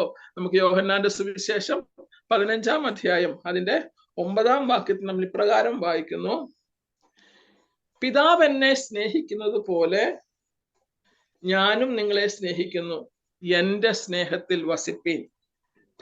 പുത്രൻ പറയുന്നു, പിതാവ് എന്നെ സ്നേഹിക്കുന്നത് പോലെ ഞാനും നിങ്ങളെ സ്നേഹിക്കുന്നു, നിങ്ങൾ എന്റെ സ്നേഹത്തിൽ വസിപ്പിൻ. ഇംഗ്ലീഷിൽ കണ്ടിന്യൂ ഇൻ മൈ ലവ് എന്നാണ്. അപ്പോ ഞാനത് ഇന്ന് രാവിലെ ഇന്നലെയൊക്കെ ആ വചനം ധ്യാനിച്ചപ്പോൾ വലിയൊരു സന്തോഷം തോന്നി. നമ്മൾ കർത്താവിന്റെ ആ സ്നേഹത്തിനൊപ്പമാണ്, അല്ലെങ്കിൽ ആ സ്നേഹത്തിന് അകത്താണ്. നമുക്ക് അങ്ങനെ ആകുന്ന ഒരു അവസ്ഥയുണ്ടോ? പിതാവ് പുത്രനെ സ്നേഹിച്ചതുപോലെ അവൻ നമ്മളെ സ്നേഹിക്കുന്നുണ്ട്. അവന്റെ സ്നേഹത്തിൽ വസിപ്പീനെന്ന് പറഞ്ഞാല് ആ സ്നേഹത്തിൽ തന്നെ ആയിരിക്കണം. തിരിച്ചും കർത്താവിനെ സ്നേഹിക്കാനുള്ള ഒരു എന്ന് വെച്ചാൽ ആ സ്നേഹത്തിനകത്താണ് നമ്മളും. അപ്പോ നമുക്ക് എന്ത് പറ്റത്തില്ല? ലോകസ്നേഹം പറ്റത്തില്ല, അല്ലെങ്കിൽ ലോകമയത്വം നമ്മളിലേക്ക് വരാൻ അങ്ങനെ നമുക്ക് പറ്റും. പലപ്പോഴും നമ്മള് ലോകത്തിനുള്ളതിനെ ചിന്തിക്കുകയും ലോകമായി നമ്മളിലേക്ക് കടന്നു വരികയൊക്കെ ചെയ്യുന്നുണ്ട്. അങ്ങനെ തന്നെയാണ് നമ്മൾ ഈ ലോകത്തിൽ ജഡത്തിൽ ജീവിക്കുമ്പോൾ. എന്നാൽ കർത്താവ് നമ്മളെ കുറിച്ച് ആഗ്രഹിക്കുന്നത് നമ്മൾ ആ സ്നേഹത്തിൽ തന്നെ വസിക്കണം. അവന്റെ പിതൃപുത്ര ബന്ധം ആ ഒരു ദൈവിക സ്നേഹത്തിൽ തന്നെ വസിക്കണം എന്നുള്ളതാണ് കർത്താവ് നമ്മളെ കുറിച്ച് ആഗ്രഹിക്കുന്നത്. ആ നിലയിലായിരിക്കാനായിട്ട് ഇത് വചനമൊക്കെയും ധ്യാനിക്കുമ്പോൾ ഞാൻ എന്നിലേക്ക് തന്നെ നോക്കുവാൻ ഇടയായി. വലിയ സന്തോഷം തോന്നി. എന്നാലും ജീവിതത്തിലെ കുറവുകളെ കാണുവാനായിട്ട് ലോകമായത്തം നമ്മളിലേക്ക് വരുന്ന അവസ്ഥ, ജഡത്തിന്റെ ചിന്തകൾ നമ്മൾ അതിലേക്ക് നമ്മൾ പോകുന്ന അവസ്ഥ ഒക്കെയുണ്ട്. ഓരോ ദിവസവും നമ്മൾ ജീവിക്കുമ്പോൾ നമുക്ക് നല്ലതുപോലെ അറിയാം അങ്ങനെ തന്നെയാണ്. എന്നാൽ അതിൽ നിന്ന് വ്യത്യസ്തമായി കർത്താവുമായിട്ടുള്ള സൗഹൃദത്തിലേക്ക്, പ്രത്യേകിച്ച് നമ്മൾ ഇന്ന് പ്രാർത്ഥിക്കാൻ കൂടി വരുമ്പോൾ ആ ഒരു ബന്ധത്തിൽ നമ്മളാണോ എന്നുള്ളത് നമ്മളെ തന്നെ ഞാൻ ശോധന ചെയ്തുകൊണ്ടാണ് ഈ ദിവസങ്ങൾ ഇന്ന് ഇവിടെ ആയിരിക്കുന്നത്. അടുത്തതായിട്ട്, കർത്താവിന്റെ സ്നേഹിതൻ ആകണമെങ്കിൽ അവനെ അനുസരിക്കണം. ആ യോഹന്നാന്റെ സുവിശേഷത്തിൽ തന്നെ അതിന്റെ അടുത്ത ഭാഗത്തുണ്ട്. 15-ാം അധ്യായത്തിന്റെ 14-ാം വാക്യത്തിൽ നമ്മൾ ഇപ്രകാരം വായിക്കുന്നു: ഞാൻ നിങ്ങളോട് കൽപ്പിക്കുന്നത് ചെയ്താൽ നിങ്ങൾ എൻ്റെ സ്നേഹിതന്മാർ തന്നെ. ഞാൻ നിങ്ങളോട് കൽപ്പിക്കുന്നത് ചെയ്താൽ നിങ്ങൾ എൻ്റെ സ്നേഹിതന്മാർ തന്നെ. അതായത് കർത്താവിനെ അനുസരിക്കുന്നവരാണ്, അല്ലെ? കർത്താവിന്റെ കൽപ്പന, നമുക്കറിയാം ഒത്തിരി കൽപ്പനകൾ വേദപുസ്തകത്തിൽ പറഞ്ഞിട്ടുണ്ട്. എന്നാൽ പുതിയ നിയമത്തില് 2 കൽപ്പനയായിട്ട് നമ്മൾ പറയുന്നത് നമുക്കറിയാം. നിന്റെ ദൈവമായ കർത്താവിനെ പൂർണ്ണ ഹൃദയത്തോടും പൂർണ്ണാത്മാവോടും പൂർണ്ണ ശക്തിയോടും സ്നേഹിക്കുക. തീർച്ചയായിട്ടും നമ്മൾ അങ്ങനെ സ്നേഹിച്ചാൽ മാത്രമേ കർത്താവുമായിട്ടുള്ള ബന്ധത്തിലേക്ക് വരാൻ ഒക്കത്തുള്ളൂ. അത് കഴിഞ്ഞുള്ളത് എന്റെ കൂട്ടുകാരൻ നിന്നെ പോലെ തന്നെ സ്നേഹിക്കണം, അതല്ല ഇവിടെ കൊടുത്തിരിക്കുന്നത്. അതിന്റെ 12-ാം വാക്യത്തിൽ നോക്കിയേ: ഞാൻ നിങ്ങളെ സ്നേഹിച്ചിരിക്കുന്നത് പോലെ നിങ്ങളും തമ്മിൽ സ്നേഹിപ്പീൻ. അപ്പോൾ നമ്മൾ കർത്താവിന്റെ സ്നേഹത്തിൽ വസിക്കണമെങ്കിൽ, അവനുമായിട്ടുള്ള വലിയ ബന്ധത്തിൽ ആകണമെങ്കിൽ, സൗഹൃദത്തിൽ ആകണമെങ്കിൽ നമ്മൾ തമ്മിൽ സ്നേഹിക്കുന്നവരായിരിക്കണം. അതും നമ്മൾ നേരത്തെ പറഞ്ഞു സുഹൃത്ത് ബന്ധത്തിനെ പറ്റി. അത് അങ്ങോട്ടും ഇങ്ങോട്ടുള്ള സ്നേഹമുള്ള യഥാർത്ഥ സൗഹൃദം അത് അങ്ങനെ തന്നെയാണ്. എന്നാൽ ഈ നാളുകളില് നമ്മുടെ സ്നേഹത്തിനകത്ത് നമുക്ക് കാപട്യമുണ്ടോ? വളരെ ദുഃഖിക്കുന്ന, വളരെ വേദനിക്കുന്ന അനുഭവങ്ങളൊക്കെ ഞാൻ ദിവസങ്ങളിൽ കേൾക്കുകയും അറിയുകയും ചെയ്യുന്നതുകൊണ്ടാണ് പറഞ്ഞത്. പലപ്പോഴും സ്നേഹമുണ്ട് എന്ന് നടിക്കുന്ന പൊയ്മുഖങ്ങൾ നമ്മുടെ ഇടയിൽ തന്നെ ഉണ്ട്. നമുക്കറിയാം, ഒരു സ്നേഹിതൻ അല്ലെങ്കിൽ ഒരു സ്നേഹിത, സുഹൃത്ത് എന്ന് പറയുമ്പോൾ നമ്മൾ പല കാര്യങ്ങളും തുറന്ന് പറയാം. അതാണല്ലോ ബന്ധം, അല്ലെ? ചിലർക്ക് അതൊരു വലിയ ഒരു ഇതാണ്. ജീവിതത്തിലെ പ്രയാസങ്ങൾ വരുമ്പോൾ, ഭാരങ്ങൾ വരുമ്പോൾ അത് തുറന്നൊരു ഏറ്റവും അടുത്ത ആളോട്, പ്രത്യേകിച്ച് വിശ്വാസികൾക്ക്, നമ്മൾ ഏറ്റവും അടുത്ത സഹോദരിയോട് അത് സംസാരിച്ച് പറഞ്ഞു കഴിയുമ്പോൾ വലിയൊരു ആശ്വാസം കിട്ടും. അത് അങ്ങനെ ചെയ്യുന്ന പലരും ഉണ്ട്. എന്നാൽ പലപ്പോഴും അത് വിശ്വസിച്ച് പറയാൻ ഒക്കാത്ത അവസ്ഥ, അല്ലെങ്കിൽ അതിനെ ഞാൻ പറയേണ്ടത്, അതിൽ കാപട്യം കാണിക്കുന്നത് ഒരവസ്ഥ ഈ നാളുകളിൽ ഉണ്ട് എന്നുള്ളത് ഞാൻ വളരെ വേദനയോടെ പറയുന്നു. അറിയുന്നത് കൊണ്ടാണ് ഞാൻ പറഞ്ഞത്. നമ്മളിൽ ആരും ആ നിലയിൽ കപട സ്നേഹമുള്ളവരായിരിക്കാനിടയാകാതെ, പൊയ്മുഖങ്ങളില്ലാതെ യഥാർത്ഥമായി, നമുക്കറിയാം നമ്മുടെ സ്നേഹത്തെ പറ്റി കൊരിന്ത്യർ ലേഖനത്തിൽ വായിക്കുന്നുണ്ട്. സ്നേഹം നിർവ്യാജമായിരിക്കട്ടെ, സ്നേഹം പൊറുക്കുന്നുണ്ട്, ക്ഷമിക്കുന്നുണ്ട്, സഹിക്കുന്നുണ്ട്, എല്ലാം ചെയ്യുന്ന ആ ഒരു അവസ്ഥ ഉള്ള ഒരു സുഹൃത്ത് ബന്ധം ഉണ്ടാകുവാൻ, ഞാൻ കർത്താവുമായിട്ടുള്ള ബന്ധത്തിനെ പറ്റിയാണ് പറയുന്നെങ്കിലും, അന്യോന്യം സ്നേഹിക്കുന്ന അവസ്ഥ, അതിനകത്ത് വിള്ളലുകൾ ഉണ്ടെങ്കിൽ, അതിനകത്ത് പോരായ്മകൾ ഉണ്ടെങ്കിൽ, ഞാൻ പറഞ്ഞതുപോലെ ഈ വചനം ധ്യാനിച്ചപ്പോൾ വളരെ മനസ്സിനെ ഹേമിച്ച ഒക്കെ ചിന്തകൾ കടന്നു വരുവാൻ ഇടയായി. ആ നിലയിൽ നമ്മൾ തമ്മിൽ നിസ്വാർത്ഥമായി, നിർവ്യാജമായി സ്നേഹിപ്പാനായിട്ട് കർത്താവ് നമ്മളെ സഹായിക്കട്ടെ. തുടർന്ന് നമ്മൾ മുമ്പോട്ട് പോകുമ്പോൾ സദൃശ്യവാക്യങ്ങൾ 3-ാം അധ്യായത്തിന്റെ 12-ാം വാക്യത്തിൽ നമ്മൾ ഇങ്ങനെ വായിക്കുന്നുണ്ട്: നീതിമാന്മാർക്ക് അവന്റെ സഖ്യതയുണ്ട്, വക്രതയുള്ളവരെ അവൻ വെറുക്കുന്നു. അതാണ് വാക്യം. വക്രതയുള്ളവരെ അവൻ വെറുക്കുന്നു, നീതിമാന്മാർക്കോ അവന്റെ സഖ്യതയുണ്ട്. നമുക്ക് അറിയാം, നമ്മൾ നീതീകരിക്കപ്പെട്ടവരാണ്. പൊസിഷണലി നമ്മൾ നീതിമാൻ എന്ന പേര് ഉള്ളവരാണ്. തീർച്ചയായിട്ടും കർത്താവ്, അത് നമുക്ക് എല്ലാവർക്കും അറിയാവുന്ന, അതിനൊരു ഇല്ലസ്ട്രേഷന്റെ ആവശ്യമില്ല. അത് കോടതി ഭാഷയാണ്. നമ്മൾ ഏൽക്കേണ്ട ശിക്ഷ നമുക്ക് വേണ്ടി കർത്താവ് ഏറ്റ് നമ്മളെ കുറ്റവിമുക്തരായി മോചിപ്പിച്ച ആ ഒരു കാര്യമാണ് നമുക്ക് വിശ്വാസത്താലുള്ള നീതീകരണം ലഭിച്ചത്. നമ്മളെല്ലാവരും നീതീകരിക്കപ്പെട്ടവരാണ്, നീതിമാന്മാരാണ്. തീർച്ചയായിട്ടും അങ്ങനെയുള്ളവർക്ക് കർത്താവിന്റെ സഖ്യതയുണ്ട്. അത് തന്നെയാണ് ആദ്യം പറഞ്ഞതും, തന്റെ ഭക്തന്മാർക്ക് യഹോവയുടെ സഖിത്വം ഉണ്ടാകും എന്നുള്ള കാര്യം. എന്നാലും നീതിമാന്മാരാണെങ്കിൽ തന്നെയും പലപ്പോഴും അനീതി നമ്മളുടെ ജീവിതത്തിൽ കടന്നു വരുന്നുണ്ടോ? നീതികേടുകൾ, അതും ഈ നാളുകളിൽ വളരെ കാണുന്ന ഒരു കാര്യമുണ്ട്. വിശ്വാസികളുടെ ഇടയിലും ഒക്കെ നമുക്ക് കർത്താവ് നമ്മളെ നീതിയോടെ നിൽപ്പാൻ, അനീതിക്ക് കൂട്ടു നിൽക്കാതെ നമ്മൾ നീതിമാന്മാരെന്നുള്ള ആ ഒരു പദവിയിൽ തന്നെ ആയിരുന്നുകൊണ്ട് കർത്താവ് നമ്മളെ നോക്കുമ്പോൾ ഇവനിൽ നീതികേടൊന്നുമില്ല എന്ന് ആ ഒരു അവസ്ഥയിൽ ആയിരിക്കാനായിട്ട് കർത്താവ് നമ്മളെ സഹായിക്കട്ടെ. കർത്താവ് നമ്മളെ നീതീകരിച്ച് അതൊരു വലിയൊരു പദവിയാണ് ആ നീതിമാൻ എന്നുള്ളത്. നമ്മളത് അതിനൊരു വലിയ അതിനെ കുറിച്ച് നമ്മൾ ചിന്തിക്കുമ്പോൾ അത് വലിയൊരു പദവിയാണ് ആ നീതീകരിക്കപ്പെട്ട അവസ്ഥ. ആ അവസ്ഥയിൽ തന്നെ ആ ഒരു ബോധ്യത്തോടുകൂടെ കർത്താവിന്റെ കുറ്റങ്ങളെ എന്നെ ക്ഷമിച്ചു തന്ന് എന്നെ നീതീകരിച്ച നീതിമാന്മാരാക്കി ആ നീതിമാൻ എന്നുള്ള പദവി ഞാൻ ആയിരിക്കുമ്പോൾ അങ്ങനെ തന്നെ ആയിരിക്കാൻ ദൈവസന്നിധി നീതിയോടെ നിൽപ്പാൻ തക്കോണം കർത്താവ് നമ്മളെ സഹായിക്കട്ടെ. ഇത് കർത്താവുമായിട്ടുള്ള ആ സൗഹൃദത്തിന് നീതിമാന്മാരായിരിക്കുന്നവർക്ക് അവന്റെ ആ സൗഹൃദമുണ്ട്, അവന്റെ ആ ഫ്രണ്ട്ഷിപ്പ് ഉണ്ട് എന്ന് നമുക്ക് മനസ്സിലാക്കാം. ഞാൻ മുമ്പേ പറഞ്ഞതുപോലെ it's a two way relationship എന്ന് ഞാൻ പറഞ്ഞു. അതുപോലെ തന്നെയാണ് it's a two way communication അല്ലെ. സൗഹൃദം എന്ന് പറയുമ്പോൾ നമ്മൾ അങ്ങോട്ടും ഇങ്ങോട്ടും സംസാരിക്കുന്ന ഒരു അവസ്ഥയാണ്. നമ്മൾ ഒരാൾ സംസാരിക്കും, മറ്റേ ആൾ കേൾക്കും, നമ്മൾ ശ്രദ്ധിക്കണം. അല്ലെ, ഒരാൾ തന്നെ സംസാരിച്ചുകൊണ്ടിരിക്കുന്ന ഒരു അവസ്ഥയല്ലല്ലോ നമ്മുടെ സുഹൃത്ത് ബന്ധം. ഈ നാളുകളിൽ നമുക്ക് സംസാരിക്കാനായിട്ടൊക്കെ ഇഷ്ടംപോലെ ഫ്രീ ഓപ്പർച്യൂണിറ്റീസ് ഉണ്ട്. വളരെ വിലയില്ല, എന്നാ പൈസ മുടക്കാതെയാണ് നമ്മുടെ സംസാരം. നീണ്ട സമയങ്ങളൊക്കെ നമ്മൾ സംസാരിക്കുന്നവരാണ്.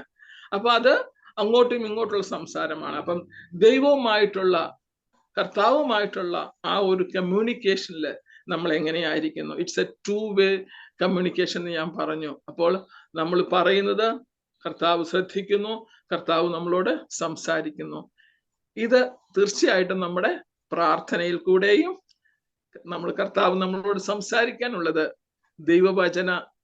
ദൈവവചനത്തിൽ കൂടെയാണ് തീർച്ചയായിട്ടും അല്ലെ. അത് അതുകൊണ്ട് ഞാൻ ഓർത്തതുപോലെ നമ്മളെ ദൈവസന്നിധിയിൽ കടന്നു വരുമ്പോൾ നമ്മള് കർത്താവുമായിട്ടുള്ള ആ ഒരു കമ്മ്യൂണിക്കേഷൻ എപ്രകാരമാണ് എന്നുള്ളത് നമുക്കൊന്ന് ഓർക്കാം. നമ്മൾ പ്രാർത്ഥനയ്ക്ക് സമയങ്ങളിൽ ചെലവഴിക്കുന്നവരാണ് തീർച്ചയായിട്ടും.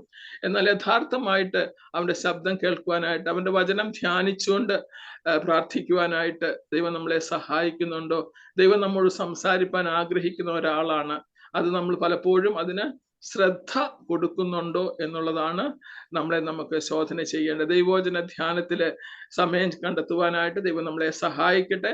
1 സങ്കീർത്തനം നമ്മൾ വായിക്കുന്നുണ്ട്, അവന്റെ ന്യായപ്രമാണത്തിൽ സന്തോഷിച്ച് അവന്റെ ന്യായപ്രമാണത്തെ രാപ്പകൽ ധ്യാനിക്കുന്നവൻ ഭാഗ്യവാൻ.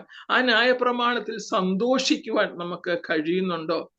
നമുക്കറിയാം ഈ ദിവസങ്ങളിലൊക്കെ നമുക്ക് ഇങ്ങനെയുള്ള ശുശ്രൂഷകളൊക്കെ ലഭിക്കുമ്പോൾ, നമ്മൾ വചനം ധ്യാനിക്കുമ്പോൾ നമ്മൾ വളരെ അതിനകത്ത് സന്തോഷിക്കാൻ പറ്റുന്ന പല അവസ്ഥയിലും. കഴിഞ്ഞ ദിവസം ഞാൻ ആരോട് സംസാരിച്ച് പറയുകയുണ്ടായി, ഈ വചനം ധ്യാനിക്കുമ്പോൾ വാസ്തവമായി സന്തോഷിക്കുവാൻ ഒക്കെയുള്ള അനുഭവങ്ങൾ ദിവസങ്ങൾ ദൈവം തന്നുകൊണ്ടിരിക്കുന്നത് ഓർത്ത് ദൈവത്തെ സ്തുതിക്കുകയാണ്. ആ വചനത്തിൽ സന്തോഷിപ്പാൻ നമുക്ക് കഴിയുന്നുണ്ടോ? ആ വചനം ധ്യാനിപ്പാനായിട്ട്, അതിന് സമയം കണ്ടെത്തുവാനായിട്ട്, ദൈവശബ്ദം കേൾക്കുവാനായിട്ട്, അവനോട് നമ്മുടെ കാര്യങ്ങൾ ഒരു സുഹൃത്തിനോട് എന്ന പോലെ നമുക്ക് പറയുവാനുള്ള സ്വാതന്ത്ര്യമുണ്ട്. അതേ സമയത്ത് തിരിച്ചു കേൾക്കുവാനും കർത്താവ് നമ്മളോട് സംസാരിക്കാൻ അവൻ ആഗ്രഹിക്കുന്നുണ്ട്. ആ ഒരു ഫെലോഷിപ്പ് കർത്താവ് നമ്മളിൽ നിന്ന് ആഗ്രഹിക്കുന്നു. അത് നമ്മൾ എത്രത്തോളം നമ്മൾ ചെയ്യുന്നുണ്ട്.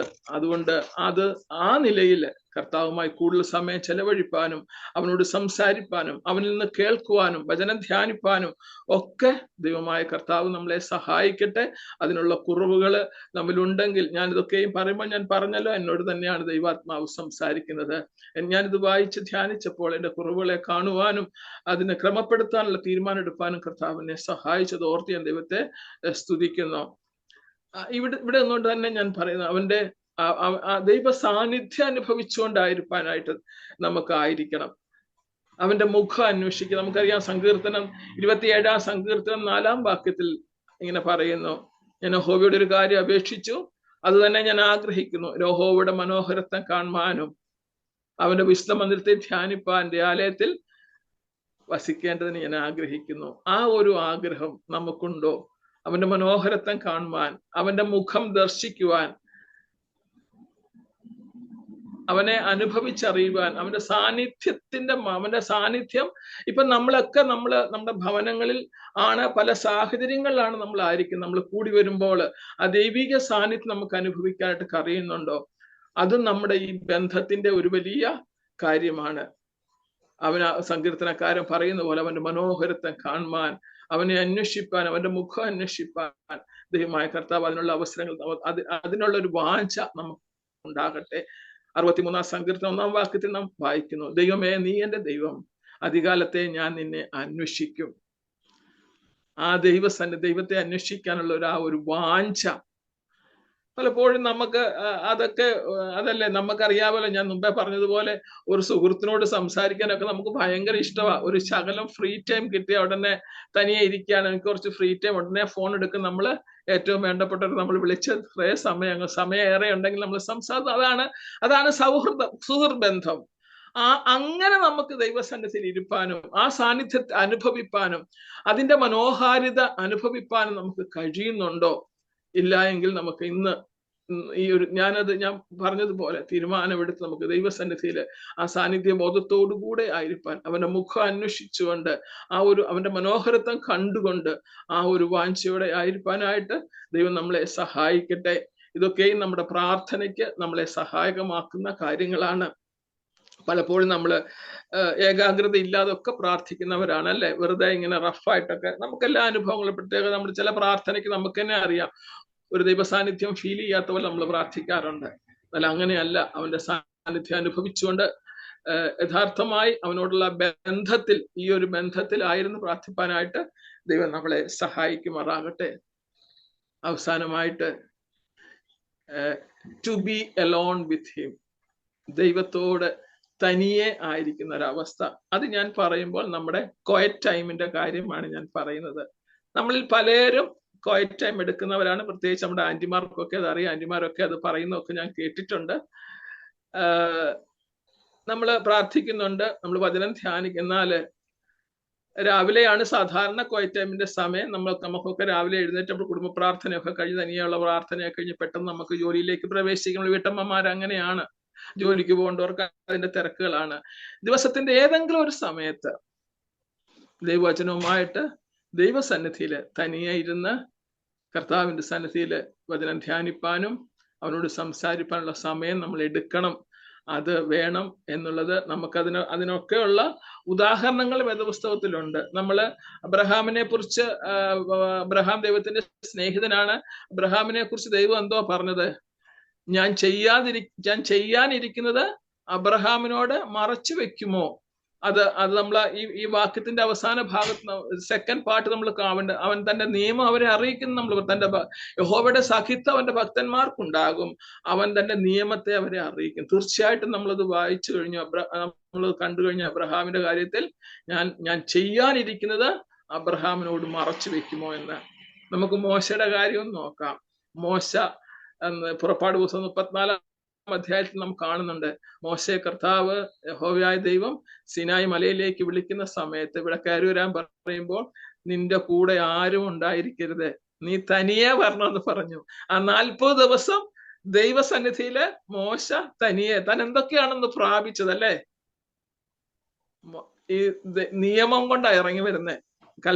നിയമം എഴുതിയ കൽപ്പലകളുമായിട്ടാണ് താൻ സിനായിൽ ഇറങ്ങി വരുന്നത്. അത് മാത്രമല്ല, അതിന് മുമ്പുള്ള അധ്യായങ്ങൾ നമ്മൾ വായിക്കുമ്പോൾ അവൻ സമാപന കൂടാരത്തിന്റെ മാതൃക അവൻ കണ്ടു നമ്മളല്ലേ. കർത്താവ് കാണിച്ചു കൊടുത്ത മാതൃക പ്രകാരമാണ് കൂടാരം പണിതത്. അപ്പൊ അതെല്ലാം തനിക്ക് ആ ഏകനായിരുന്ന അവസ്ഥയില്, കർത്താവുമായിട്ട് തന്നെ ഏകനായിരുന്ന അവസ്ഥയില ഈ വെളിപ്പാടുകൾ തനിക്ക് ലഭിച്ചതല്ലേ. അപ്പോൾ ആ ഒരവസ്ഥ, അത് മാത്രമല്ല, നമ്മൾ മോശയെ പറ്റി നമ്മൾ വായിക്കുന്നു 34 അധ്യായത്തിൽ തന്നെ. ഇത് കഴിഞ്ഞ് മോശ ഇറങ്ങി വരുമ്പോൾ അവന്റെ മുഖത്തിന്റെ ത്വക്ക് പ്രകാശിച്ചു എന്ന് നമ്മൾ വായിക്കുന്നുണ്ട് അല്ലെ. കർത്താവിന്റെ സാന്നിധ്യത്തിൽ നിന്ന് ഇറങ്ങി വന്നപ്പോൾ താൻ അതാണ് ദൈവസന്നിധിയിൽ ഏകരായിരുന്ന ദൈവവചനം ധ്യാനിച്ച് പ്രാർത്ഥിച്ച് നമ്മൾ ആ ഒരു അനുഭവം, ആ ഒരു ഡീപ്പ് റിലേഷൻഷിപ്പിലേക്ക് വന്നെങ്കിൽ മാത്രം നമുക്ക് അത് കിട്ടത്തുള്ളൂ കേട്ടോ. ആ ഒരു വലിയ കർത്താവുമായിട്ട് ചെലവഴിച്ചിട്ട് ഇറങ്ങി വന്നപ്പോൾ ത്വക്ക് പ്രകാശിച്ചു നമ്മൾ വായിക്കുന്നുണ്ട്. അതുപോലെ നമുക്ക് യോഹന്നാനെ പറ്റി നമുക്കറിയാം. യോഹന്നാൻ കർത്താവ് സ്നേഹിച്ച ശിഷ്യനാണ്. എന്താണ് പത്മോസ് ദ്വീപിൽ യോഹന്നാൻ തനിയായിരുന്ന സമയത്ത് എന്താണ് ദൈവം വെളിപ്പെടുത്തി കൊടുത്ത വെളിപ്പാട്? ഇനി വരെ സംഭവിക്കാനുള്ളത് മുഴുവൻ യോഹന്നാനെ കാണിച്ചു കൊടുത്തു. അത് എഴുതി വെച്ചു. കർത്താവ് അവനോടുള്ള ആ ഒരു ബന്ധം, അങ്ങനെയുള്ള ബന്ധത്തിലേക്ക് വരുവാനായിട്ട് ദൈവം നമ്മളെ സഹായിക്കട്ടെ. ഈ പ്രാർത്ഥനയ്ക്ക് നമ്മൾ ഇരിക്കുമ്പോൾ പ്രാർത്ഥിക്കാൻ നമ്മൾ ഇരിക്കുമ്പോൾ ഈ ഒരു സുഹൃത്ത് ബന്ധം, നമ്മൾ തനിയെ വീട്ടിലായിരിക്കുമ്പോൾ ദൈവസന്നിധി പ്രാർത്ഥിക്കാൻ വരുമ്പോൾ ഈ ഒരു വലിയ ഡീപ്പ് റിലേഷൻ, നമ്മൾ ആദ്യം വായിച്ചത് the secret of the Lord is with them that എന്ന് പറഞ്ഞു. അവനെ ഭയപ്പെടുന്നവരുടെ പക്കൽ അവന്റെ രഹസ്യങ്ങൾ ഉണ്ട് എന്നുള്ളത് യാതൊരു സംശയമുള്ള കാര്യം. പക്ഷെ ആ ഭയപ്പെടുന്നതിന്റെ ആ ഒരു തീവ്രത അത് എങ്ങനെയാണെന്നുള്ളത്, ആ ഒരു ഭക്തിയുടെ അവസ്ഥ എങ്ങനെയാണെന്നുള്ളത് നമുക്ക് നമ്മളെ തന്നെ ഒന്ന് ദൈവം നമ്മളോട് സംസാരിക്കും. തീർച്ചയായിട്ടും എലിയാവ് നമുക്ക് സമസ്വഭാവമുള്ളവനാണ് നമ്മൾ വായിക്കുന്നുണ്ട് അല്ലേ. അപ്പോൾ ആ രീതിയിലായിരിക്കാൻ ദൈവം നമ്മളെ സഹായിക്കട്ടെ. അതുപോലെ നമുക്ക് ഈ ഒരു റിലേഷൻഷിപ്പിന് ഭംഗം വരുന്ന അവസ്ഥ, അല്ലെങ്കിൽ അത് നമുക്കറിയാം, നമ്മൾ ഈ പറഞ്ഞ കാര്യങ്ങളിലൊക്കെ കർത്താവ് പറഞ്ഞ കാര്യങ്ങൾ നമ്മൾ സ്നേഹത്തിൽ വസിക്കാതെ ഇരുന്നാല്, അവന്റെ കൽപ്പനകളെ പ്രമാണിക്കാതെ ഇരുന്നാല് ഒക്കെ അതിന് ക്ഷീണം വരും. പക്ഷെ ഇയ്യോബ് പറയുന്ന ഒരു കാര്യം കൂടെ ഞാൻ വായിച്ചിട്ട് ഈ ഭാഗം നിർത്തട്ടെ. ഇയ്യോബിന്റെ പുസ്തകം 29-ാം അധ്യായം 4-ാം വാക്യം 5-ാം വാക്യം ഇങ്ങനെ കാണുന്നു: എന്റെ കൂടാരത്തിന് ദൈവത്തിന്റെ സഖ്യത ഉണ്ടായിരിക്കുകയും സർവശക്തൻ എന്നോടുകൂടെ വസിക്കുകയും എന്റെ മക്കൾ എന്റെ ചുറ്റി ഇരിക്കുകയും ചെയ്ത എന്റെ ശുഭകാലത്തിലെ പോലെ ഞാൻ ആയെങ്കിൽ കൊള്ളായിരുന്നു. അപ്പം യോബിന് മനസ്സിലായ കാര്യമുണ്ട്, എന്റെ ഭവൻ, എന്റെ കൂടാരത്തിന് ആ സഖ്യത മാറിപ്പോയി. എന്റെ കുഞ്ഞുങ്ങൾക്ക് ആ സഖ്യത ഇപ്പൊ ഇല്ലാതെ വന്നു. എന്റെ കുഞ്ഞുങ്ങൾ എന്നോട് കൂടെ ഇരുന്നൊരു അവസ്ഥയുണ്ടായിരുന്നു. കാരണം ആ ഒരു ദൈവവുമായിട്ടുള്ള ബന്ധം ഉണ്ടായിരുന്നപ്പോൾ കുടുംബത്തിന്റെ ബന്ധത്തിനും അതിന് കുറച്ച് തീവ്രത കൂടുതലുണ്ടായിരുന്നു. അപ്പൊ യോബ് പറയുന്ന ഒരു അവസ്ഥ, അപ്പൊ യോബ് നല്ലപോലെ മനസ്സിലായി ആ സഖ്യത എന്നിൽ നിന്ന് നഷ്ടപ്പെട്ടു പോയെന്ന്. എന്റെ കൂടാരത്തിൽ ദൈവത്തിന്റെ സഖ്യത ഉണ്ടായിരിക്കുകയും സർവശക്തനോടുകൂടെ വസിക്കുകയും എന്റെ മക്കൾ എന്റെ ചുറ്റി ഇരിക്കുകയും ചെയ്ത ശുഭകാലത്തിലെ പോലെ ഞാൻ ആയെങ്കിൽ കൊള്ളായിരുന്നു, അതിലേക്കൊന്ന് മടങ്ങി വന്നെങ്കിൽ കൊള്ളായിരുന്നു എന്ന് പറയുന്നത്. നമുക്ക് ഈ നാളുകളില് അങ്ങനെ ഒരു അവസ്ഥ ഉണ്ടാകാതിരിക്കാൻ ദൈവം നമ്മളെ സഹായിക്കട്ടെ. അവന്റെ സഖ്യതയിലായിരിക്കാൻ, അവനോടുള്ള അത്തിക് റിലേഷൻഷിപ്പില്, ആ ഒരു ഫ്രണ്ട്ഷിപ്പില് തുടർന്ന് പോകുവാൻ ദൈവമായ കർത്താവ് നമ്മളെ സഹായിക്കട്ടെ. സമയം തന്ന എനിക്ക് 5 മിനിറ്റ് കൂടിയും തോന്നുന്നു. ദൈവം സമയം തന്ന പ്രിയപ്പെട്ടവർക്ക് നന്ദി അറിയിക്കുന്നു. ദൈവനാമം മാത്രം മഹത്വം എടുക്കുമാറാകട്ടെ.